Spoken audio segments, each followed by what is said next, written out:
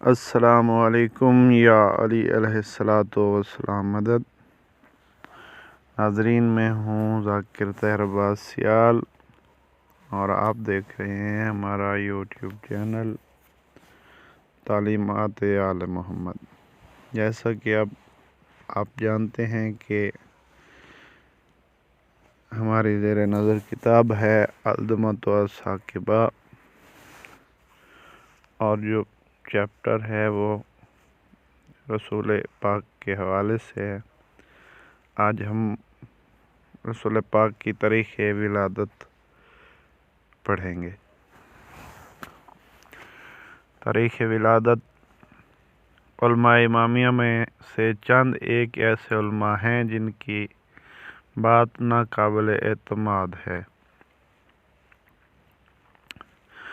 ان کے سوا تمام علماء امامیہ کا اتفاق ہے کہ حضور صلی اللہ علیہ وآلہ وسلم کی ولادت بسعادت 17 ربیع الاول کو ہوئی۔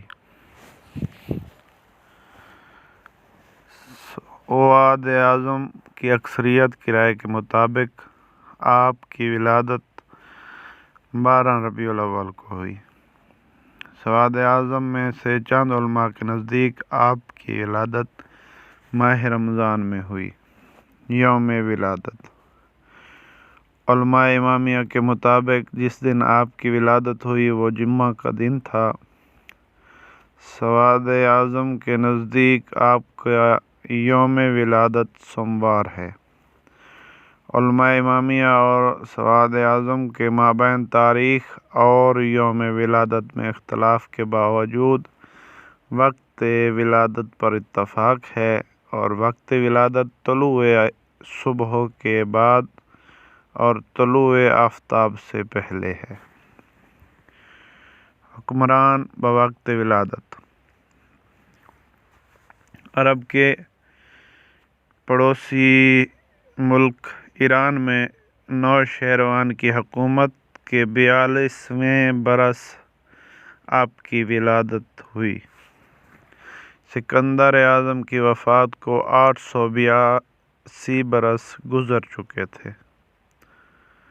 چونکہ ظہور اسلام تک عربوں کی اپنی کوئی باقاعدہ تقویم نہیں تھی، اس لیے عرب رونما ہونے والے کسی بھی اہم اور معروف واقعے کو سن کر بنا لیتے تھے، اور تاریخ کا شمار اس سے پہلے یا بعد کے اعتبار سے کرتے تھے۔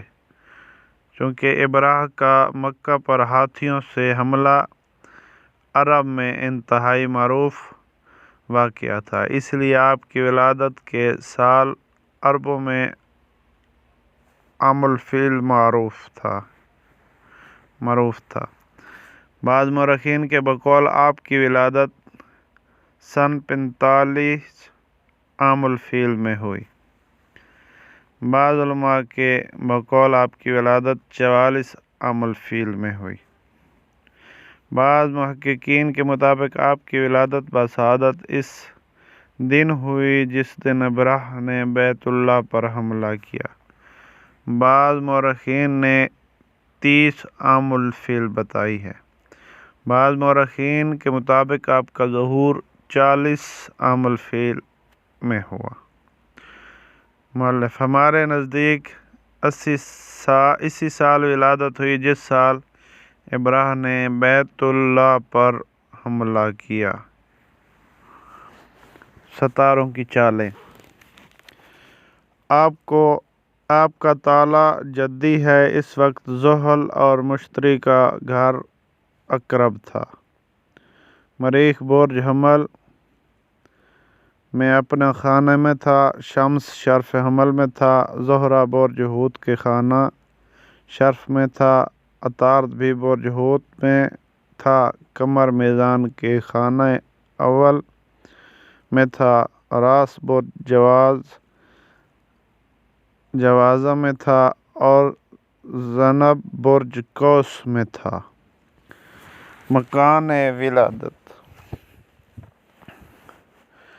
آپ کی ولادت اپنے مکان میں ہوئی، جو بعد میں خانہ محمد ابن یوسف ثقفی کے نام سے معروف ہو گیا۔ ہوا یوں کہ ان حضور نے مکان وہ جناب عقیل کو ہبہ کر دیا تھا، اور اولاد جناب عقیل نے بعد میں حجاج کے بھائی محمد ابن یوسف کے ہاں فروخت کر دیا۔ ہارون کے زمانے حکومت میں ہارون کی ماں خیزران نے وہ گھر اولاد محمد ابن یوسف سے واپس لے کر اس میں مسجد بنوا دی تھی، جو مکہ میں آج بھی موجود ہے۔ حجاج کرام زیارت بھی کرتے ہیں اور نماز بھی پڑھتے ہیں۔ جناب عبد المطلب کا خواب۔ شیخ صدوق علیہ الرحمہ نے کمال الدین میں جناب ابو طالب سے روایت کی ہے۔ جناب ابو طالب فرماتے ہیں کہ مجھے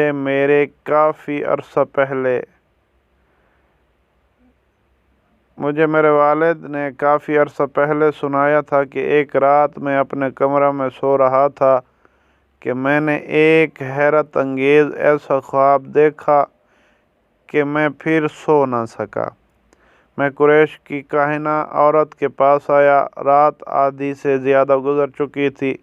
جب اس نے مجھے رات کے اس وقت حیران و پریشان دیکھا تو فوراً اٹھ کھڑی ہوئی اور میرا استقبال کر کے حال پوچھا۔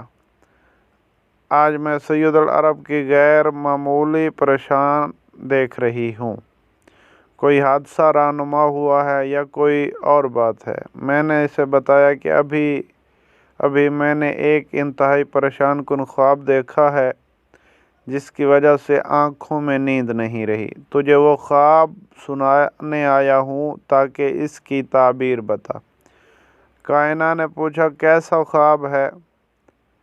میں نے اسے بتایا کہ میں نے خواب میں دیکھا کہ میری پشت پر ایک درخت اگا ہے اور وہ اتنا بڑا ہے کہ اس کی شاخیں آسمان تک بلند ہیں۔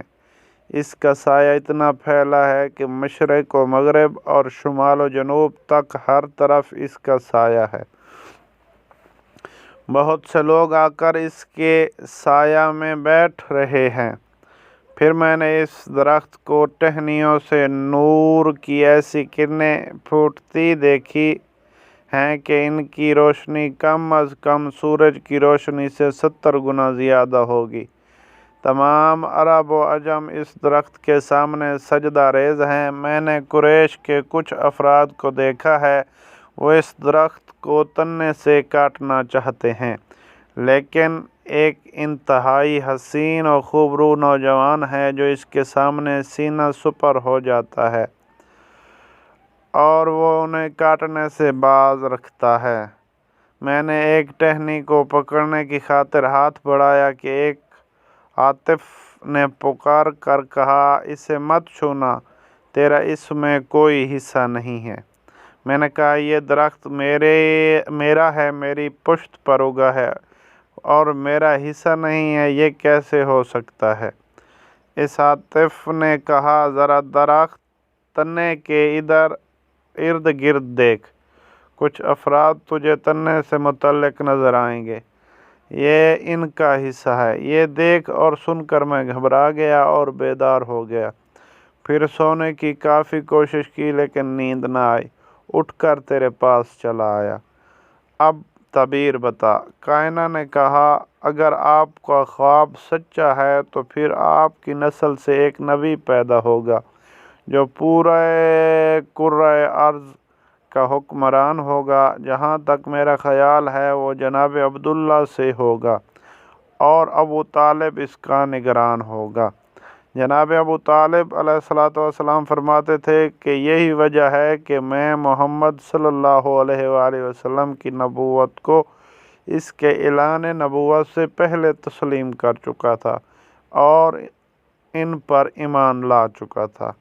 شیخ صدوق نے اس مذکورہ بال کتاب میں امام صادق علیہ السلام سے روایت کی ہے کہ یہی وجہ تھی کہ جب تک جناب ابو طالب بقیت حیات رہے اس وقت تک ان حضور مکہ میں محفوظ رہے، اور جب آپ کی وفات ہو گئی تو حضور صلی اللہ علیہ وآلہ وسلم مکہ سے ہجرت کر گئے اور اللہ کی طرف سے یہ ہجرت کرنے کا حکم آیا۔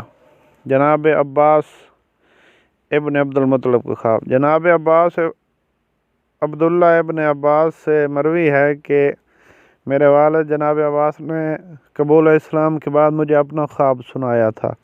ہمارے شیخ صدوق نے لکھا ہے کہ جناب عبداللہ فرماتے ہیں مجھے میرے والد نے بتایا کہ جب جناب عبداللہ کی ولادت ہوئی تو میں نے ان کی پیشانی پر نور دیکھا کہ سورج کی روشنی اس کے سامنے ماند نظر آتی تھی۔ ہمارے والد جناب عبد المطلب نے فرمایا میرا یہ بیٹا بڑی عظمت کا مالک ہوگا۔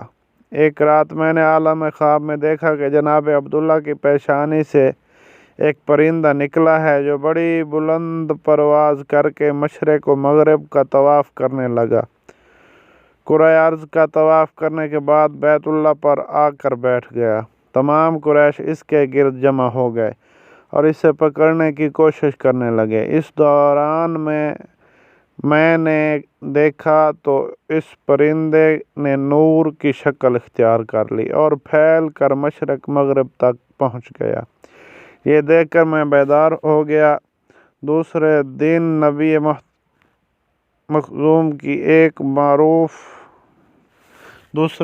بنی مخزوم کی ایک معروف کائنہ عورت کے پاس آیا، اسے اپنا خواب سنایا۔ اس نے کہا اگر آپ کا خواب سچا ہے تو جناب عبداللہ کی نسل سے آخری نبی پیدا ہونے والا ہے جس کا دین مشرق و مغرب تک پھیلے گا۔ بعد ازاں میں ہمیشہ جناب عبداللہ کا احترام کرتا تھا، اگرچہ سن میں مجھ سے چھوٹے تھے لیکن میں ہمیشہ ان کی تعظیم کو اٹھتا تھا۔ جب جناب عبداللہ کی شادی جناب آمنہ سے ہو گئی، کچھ ماہ بعد جناب عبداللہ فوت ہو گئے تو حضور اکرم صلی اللہ علیہ وآلہ وسلم کا ظہور ہوا۔ میں جناب آمنہ کے گھر آیا، بچے کو دیکھا، بے اختیار اسے اٹھانے کو جی چاہا۔ بچے کو اٹھایا اور دیکھا تو مجھے عجیب و غریب آثار نظر آئے۔ ایسے معلوم ہوتا تھا جیسے بچے کے مسام سے مشک پھوٹ رہی ہے۔ میرا تمام جسم خوشبو سے مہکنے لگا۔ جناب آمنہ سے میں نے حالات پوچھے تو بی بی نے بتایا کہ بچے کے ظہور سے میں نے ایک عجیب سی آواز سنی جو کسی انسان کا کلام ہرگز نہ تھا۔ اس کے بعد سبز سندس سے ایک علم لہرایا جو یاقوت احمر پر آویزاں تھا۔ علم کے اوپر سے نور کی ایسی کرن نظر آئی کہ اس کی روشنی میں نے شام کے محلات بھی دیکھے ہیں۔ پھر میرے گرد پرندوں کے پروں کی پھڑپھڑاہٹ ہونے لگی۔ اس دوران مجھے ایسے معلوم ہوا جیسے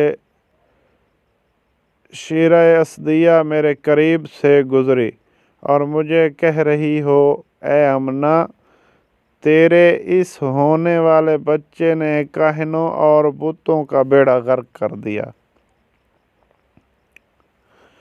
ولادت کے بعد ایک انتہائی حسین و جمیل ابا میں کمال کا خوبصورت شخص آیا اور مجھے کہا ذرا یہ بچہ مجھے دے دیجیے، اہل آسماں اس کی زیارت کے مشتاق ہیں۔ میں نے بے ساختہ بچہ اٹھا کر اسے دے دیا۔ کافی دیر بعد اس نے بچہ مجھے واپس کیا۔ میں یہ دیکھ کر حیرت میں رہ گئی کہ اس نے میرے اس نومولود کے ساتھ کوئی بات کی۔ جواب میں میرے بچے نے بھی اسے کچھ کہا لیکن میں دونوں کی کوئی بات نہ سمجھ سکی۔ میں نے جب حضور صلی اللہ علیہ وآلہ وسلم کے کندھے سے قمیض ہٹایا تو مہر نبوت کو دیکھا جس پر لا الہ الا اللہ محمد رسول اللہ لکھا ہوا تھا۔ میں نے یہ واقعہ چھپا لیا اور کسی کے سامنے اس کا اظہار نہ کیا۔ والسلام یا علی علیہ الصلوۃ والسلام مدد۔ ناظرین دعاؤں میں یاد رکھیے گا اور ہمارے یوٹیوب چینل کو برائے مہربانی سبسکرائب کریں، لائک کریں، شیئر کریں تاکہ ہماری ہر آنے والی نیو ویڈیو آپ تک پہنچ سکے۔ بہت شکریہ، بہت مہربانی، سلامت رہیں۔ یا علی مدد۔